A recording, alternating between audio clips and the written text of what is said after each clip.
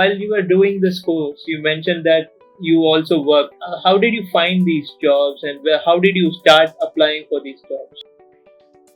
Can we say you did 3 different part-time jobs? Is that it? Or? Yeah, 3 different part-time jobs. Frankly speaking, I didn't know anything about Canada. Even I wasn't planning to come to Canada. Okay. There are many ways to apply for a job. Like if you go online, Okay. I just used to watch the dishes and I find really difficult the job. Hi everyone, we have Suhag here. So Suhag and I, we met while we were traveling. I was asking him whether we could do an interview because we had a lot of questions coming in from students who were specifically interested to know about the process and how the student life is here, and much more questions, right?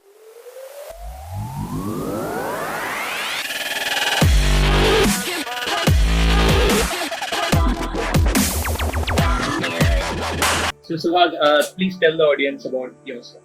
I have done Diploma in Mechanical Engineering from India and I completed in 2018.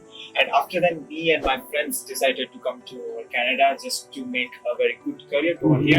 I have completed my Mechanical Engineering Technician. That's a 2 year course and I have done it from the Humber College. And currently I am doing my full-time job in security.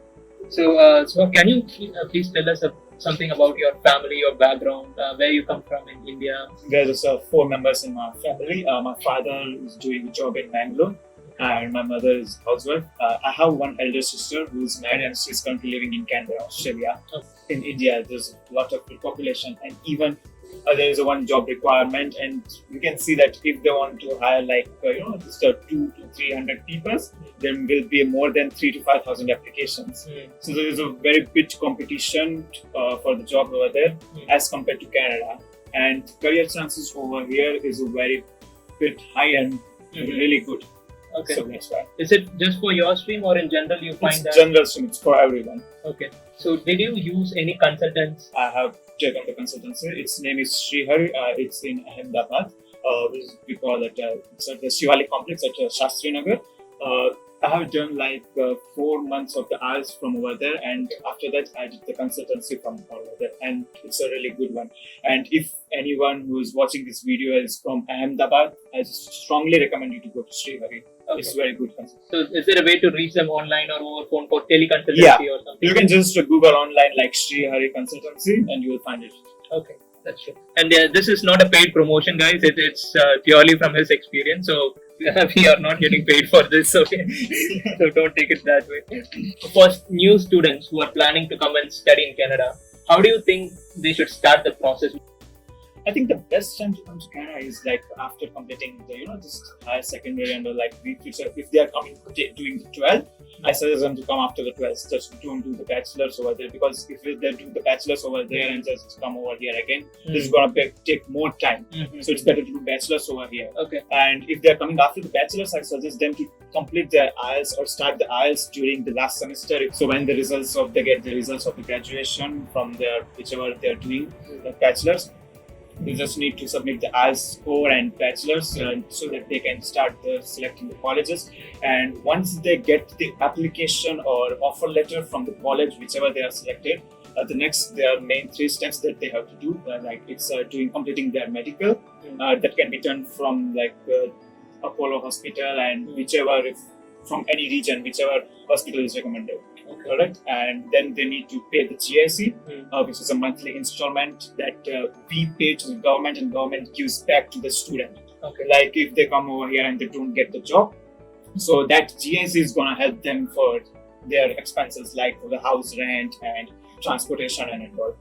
And the other thing is they need to pay the college fees, and after they provide all this fees and everything, they just need to apply the visa and wait for it. So for bachelor's and master's, is there a difference in how they process, start the whole? If we talk about the bachelor's, or for the bachelor's, they have to go to the university, or even if they want to do the master's, they have to go for the university. And band requires for the university is little bit higher than the college.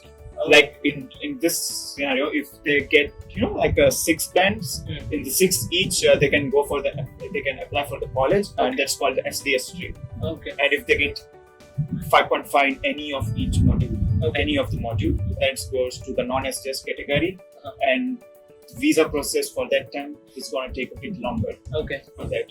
And if you want to go for the universities, like it's going to be 6.5 to 7 bands requirement, minimum requirement. Okay. So can you explain the audience about where did you study? I mean, the location, the university, as well as what your course was about. Yeah. I have studied in the Humber College. It's for North Campus in Etobicoke, Toronto, and I have studied mechanical engineering technician. When I came from Canada, my course was actually of 3 years. That was mechanical engineering technology. But when I came over here and just did one semester, I thought the course is very bit long. Okay. 3 years is going to take very long time. Okay. So I just converted into the 2 years, like from mechanical engineering technology to mechanical engineering technician. Okay. And I just recently completed this course in May 2021. That's nice. So you're saying after your 10, you did your diploma and then you just did like a 2-year course. Yeah, 2-year course. And you can still go for a work permit and you can apply. The people are taking a 1-year course, they are going to get the work permit for 1 year. Okay. And if going to do the course of 2 years, they're going to get the work permit for 2 or 3 years. So how did you choose your province and university? Like, did you choose, okay, I have to come and study in this university, in this province, or was it more like your consultancy recommended? How did that process happen? Frankly speaking, I didn't know anything about Canada. Even I wasn't planning to come to Canada. Okay.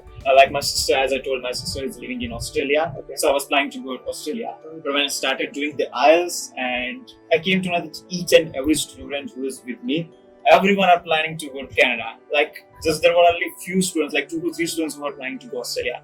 So this literally changed my mind. I thought, like, there is something more in Canada. But there was one of my best friend who was going to come here, and he had his relative over here. So they just recommended him, like, just come to Toronto. There are very good colleges and universities over here. And living lifestyle, like, it's a little bit easy over here. Like, you get everything over here. That's why. So we just came to the consultancy one, just they recommended us the colleges and universities, like whichever they had contact with. Okay. So I applied for like 4 to 5 colleges, and I got the offer letter from 3 colleges, and then I chose Humber College because everyone told me that Humber is a very reputed college. So how much did you score in your IELTS? I got 6 bands, like 6 each. 6 each. There was 6.5 in this university. Okay. And how long did you prepare to get that score? 3 to 4 months. Okay. So how was the journey? Did you find it easy, tough? Do you have any suggestions or recommendations to the students who are struggling with IELTS 5? Yeah, sure. IELTS is like, it's all about practice. If you don't do practice, nothing is going to make. Okay. The more and more you practice, the better you score. Okay. So do you have any recommendations on some good universities or colleges or courses in Canada in general? Talking about the Ontario, there are very best colleges in Toronto. It's like Seneca College, Humber College, Centennial. There's another one which is more, highly reputed. It's George Brown College, which is in downtown. Okay. There is a one in the Hamilton. Its name is Moore College. In Kingston, there is St. Lawrence College, Loyalist in Belleville, and St. Clair in Windsor. Okay. Yeah. So if I talk about the university, there are like York University, University of Toronto, Windsor University, and Queen's University in Kingston. Okay. So the college and university, you said there is some difference, right? If you are going to plan for the college, there is a less requirement for the IELTS score, and fees for the college is a little bit less compared to the university. Okay. And how about job prospects after studying in college and universities? Does it drastically change after that? No, it can if you go to the higher level of positions. But for starting, when you start from the base, it's same. It's almost the same. It's so it almost doesn't same. make much difference. Yeah. Okay. It all depends upon the experience. Okay. So can you explain us about the cost for the course alone that you took? It costed me around like 15,265 around something, like for the first year, and for the second year it was around 15,500 something. So totally around $31,000. $31,000. Yeah. Okay. So when you started in India, you would have spent some money before even you started the journey, right? How much roughly would it have been? Excluding the college fees. Excluding the college fees, yes. We can say that like 5 to 7 lakhs. In India alone? India alone. Would you mind breaking it down, like where this money kind of split? Like 15 to 20,000 for the IELTS, like 5,000 around roughly for the medical one, like 50,000 currency which I took along with me, like there was $1,000 Canadian dollar along with me, 5 lakhs for the GIC. Which GIC, which I told, it's a guaranteed investment certificate, which government gives us back, our own money that gives us back. Okay, so it's basically It's like for helping for the students if they can get any kind of job over here. That's why. Okay. So when do they get it back? That Because they get in monthly installments for 12 months. It's like around $674 year monthly. So they take the money from you in the In advance, and they give it back monthly to us. They don't take any of it. No. Okay. They don't take any of it. And this GIC, is it normal for bachelors and masters for everyone? It's compulsory for everyone. And it's usually around 5 lakhs for both? Yeah, it's like, it's when I took it was around 5 lakh rupees. 5 lakh rupees. Okay. What are your recurring expense? How much on an average it will take for you? So if I talk about the Toronto, the expense is like about from $800 to $1,000, which includes monthly rent, the mobile bill, the transportation fees, and other grocery stuffs. This is very bit higher than the countryside. Like I have many friends living in the Kingston, Belleville, and Windsor, and they have told me that the living expense over there as compared to Toronto is very low. Wow. Okay. So they can do a lot of savings over there as compared to over here.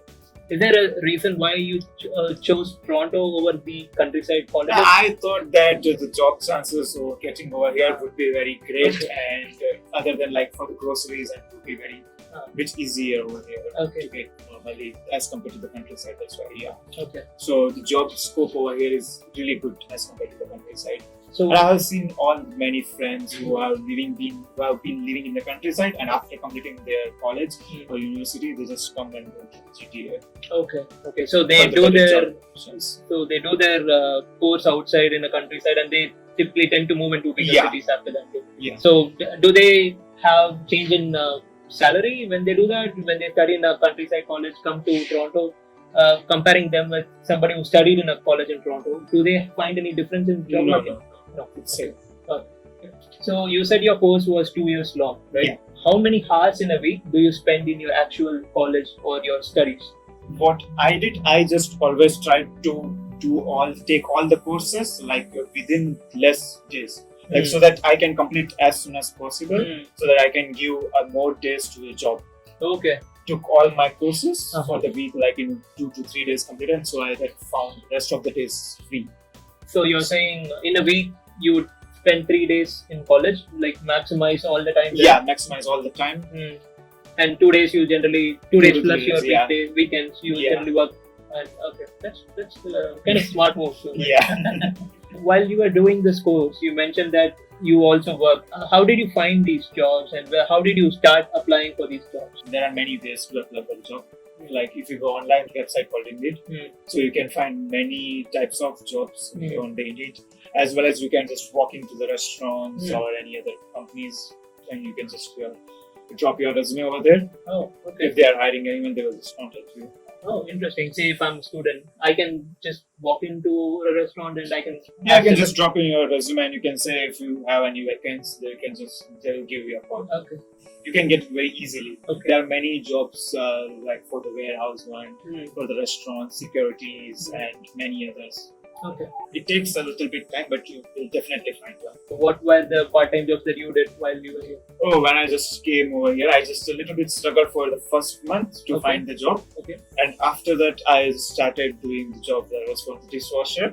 I just used to wash the dishes, and I find really difficult the job. Because, I started that my job usually started around in the noon, like 2 to 3 o'clock. Between, and I had been doing that job till the closing time, which was around 12 to 1. And I literally find it very difficult during the closing hours. When you say dishes, is it the utensils for cooking or the ones that they serve? For the cooking, for the service, and everything. Yeah, everything. It'll be like round the clock, right? Round the clock. Just the customers keep coming and coming. I just did that job for around 1 month, 1.5 months, and then I changed the restaurant and I got to the server job. Server, and I find that it's a bit more easier than the dishwasher. I did that job for around 15 to 20 days, and then I moved to the security. Until date, I'm doing security job, and I think that security job is very best for students. Okay. Like they don't have to do anything. Even if you get some spare time, you can complete your assignments and do other stuffs. Also, there are many companies for security which pays you very well, very much as compared to the other jobs. Okay. So can we say you did 3 different part-time jobs? Is that it? Or? Yeah, 3 different part-time jobs. And in terms of pay, can you explain how these 3 different part-times pay differently on an average? Jobs for the restaurants, it's like basic, like whereas from 14.25 to 15 or 15.5. For the servers, it depends. If you have the serving license, you get more pay. It's like 16 to 17. Okay. Depends on the restaurants. Plus you get the tips also. Yeah, plus we get the tips. That's a good thing. Okay. It's the same for the cashiers and other jobs as well. Okay. But if you go to, if I talk about security, it usually depends on whether it's from 14.25 to 18 bucks. Oh, okay, that's good. It's a really good pay in security. Okay. And the timing was okay? The security? Timing is very flexible and you get more shifts as compared to the other jobs. Okay. So how many hours in a week you typically do your part-time work? For the part-time work, I used to do 2 shifts of the 8 hours. There was on the weekends. Okay. 8 hours. Okay. If I talk about the full-time, it varies as per the requirement, site locations and all. And are there restrictions on how many hours you can work while Yeah, there are. Okay. Like if you're a student and you are doing part-time, then the restrictions is like for 20 hours. You can't do more than 20 hours until you are just doing study. And if you're on your summer break or any kind of break, you can work for full-time. That's all, up to 40 hours or more than 40 hours. So when you're studying, it's strictly 20. It's strictly 20. And when you're on break or after your study, there's no restrictions. You can work as well. Yeah. Okay. So have you ever regretted your decision to come to Canada? No, I haven't. If I have been living in India right now and I had completed my bachelor's, I would have been struggling finding the jobs over there. Salary between 15 to 20,000, let's say. Can you explain about some of the struggle phases that you went through as a student? Expectations really differ from the reality. I haven't seen anyone in Canada like sitting unemployed. Everyone finds a job. Over here, marks and all. That just doesn't matter. They don't see the marks. Experience matters.